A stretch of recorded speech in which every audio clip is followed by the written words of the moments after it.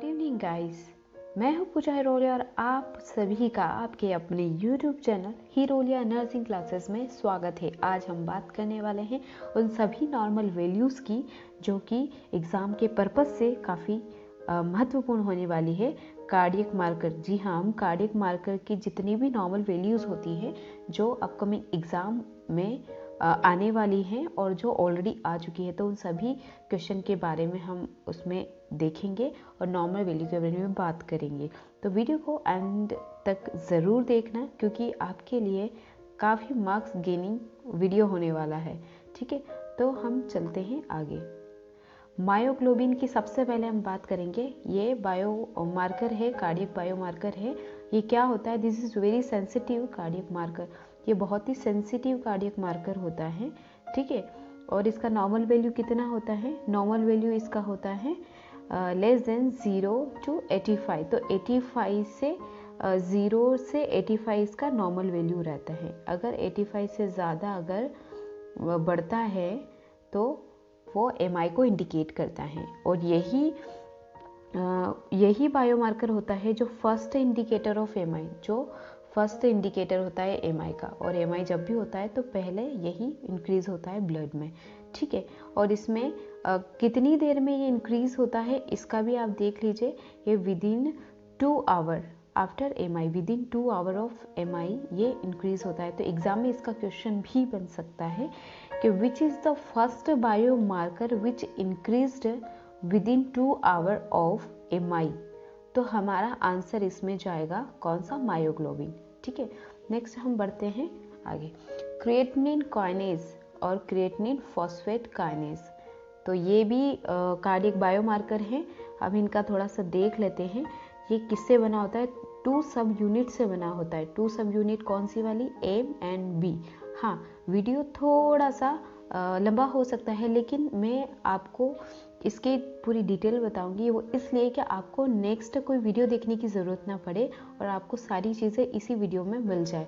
तो इसीलिए मैं नॉर्मल वैल्यू के साथ में आपको थोड़ा सा डिटेल भी बताना चाहूँगी ताकि आपके लिए थोड़ा हेल्पफुल हो अगर क्वेश्चन अगर आता है तो यहाँ पे हम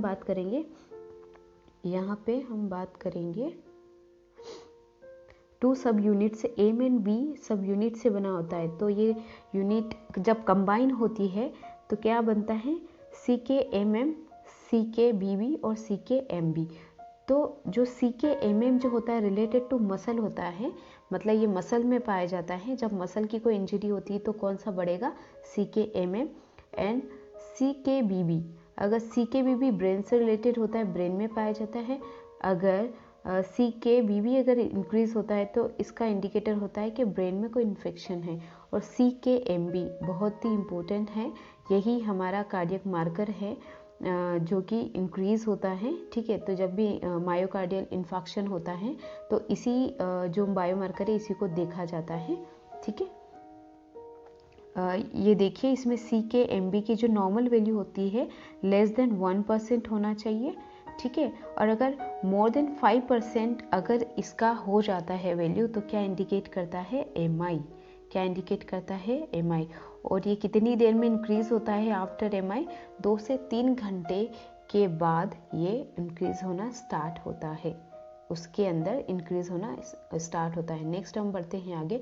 ट्रोपोनिन, यस, आपका अपना फेवरेट ट्रोपोनिन, जिससे रिलेटेड काफ़ी क्वेश्चन एग्जाम में आ चुके हैं। लेकिन अगर आप ये वीडियो देख रहे हैं तो नेक्स्ट कभी भी फ्यूचर में आप आने वाले क्वेश्चन को गलत नहीं करेंगे। ठीक है, तो हम थोड़ा सा इसके बारे में देख लेते हैं। ट्रोपोनिन के बारे में पढ़ लेते हैं। ट्रोपोनिन कॉम्प्लेक्स में कौन कौन से आते हैं? ट्रोपोनिन सी आता है, ट्रोपोनिन टी आता है, ट्रोपोनिन आई आता है। तो ट्रोपोनिन सी जो होता है वो स्केलेटल मसल से रिलेटेड होता है। अगर स्केलेटल मसल की इंजरी होती है तो ट्रोपोनिन सी देखने को मिलेगा। और skeletal muscle and cardiac muscle की अगर इंजरी हुई तो कौन सा देखने को मिलेगा? Troponin T. और इसका नॉर्मल वैल्यू कितना होता है? इसका नॉर्मल वैल्यू होता है लेस देन 0.6 mg/dl, इसका नॉर्मल वैल्यू होता है। नेक्स्ट आता है ट्रोपोनिन आई। ट्रोपोनिन आई जो होता है ओनली कार्डियक मसल में पाया जाता है। जब भी एमआई होता है तो यही वो कार्डियक मार्कर होता है जो ब्लड में इंक्रीज होता है और यही मोस्ट एक्यूरेट कार्डियक मार्कर होता है।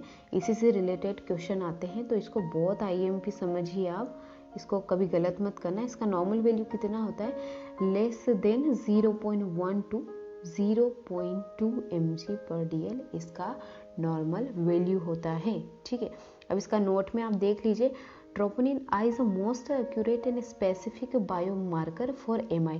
बहुत ही स्पेसिफिक बायोमार्कर होता है और बहुत मोस्ट एक्यूरेट होता है ये बायोमार्कर।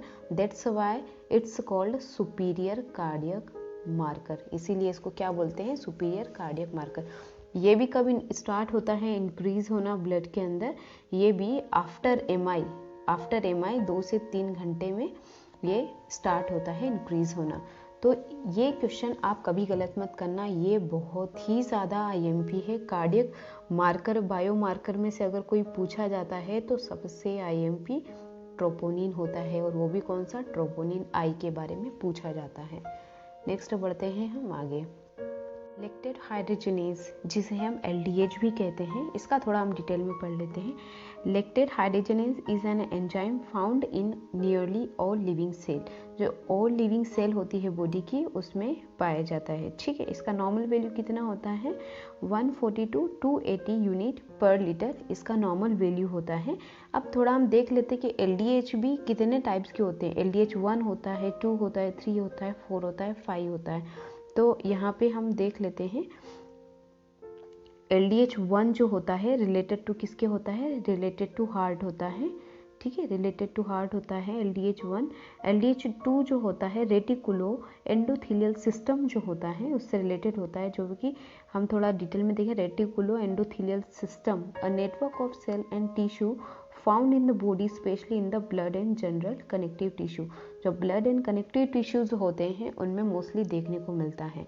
तो यहाँ पे अगर MI की बात करें, तो MI की अगर हम बात करें तो उसमें LDH 2 इंक्रीज देखने को मिलेगा, क्योंकि जो कार्डियक मसल होती है उसमें पेरिकार्डियम जो होती है वो कनेक्टिव टिश्यू से मिलकर बनी होती है, और इसीलिए जो रिलेटेड टू MI अगर इन्फेक्शन होता है तो LDH 2 उसमें देखने को मिलेगा। ठीक है, तो इसमें अगर कोई जैसे एग्ज़ाम में आता है LDH के बारे में, तो आपका आंसर जाना चाहिए LDH 2 जो होता है वो MI में इंक्रीज होता है। LDH 3 जो होता है वो लंग्स से रिलेटेड होता है। LDH 4 kidney and LDH 5 liver से रिलेटेड होता है।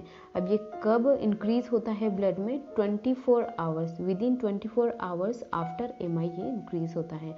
तो गाइज ये थी सारी बायो जो मार्कर होते हैं, कार्डियक बायो मार्कर होते हैं, उनके नॉर्मल वैल्यूज़ यानी कब इंक्रीज होती है, आज आप सबने ये जान लिया है।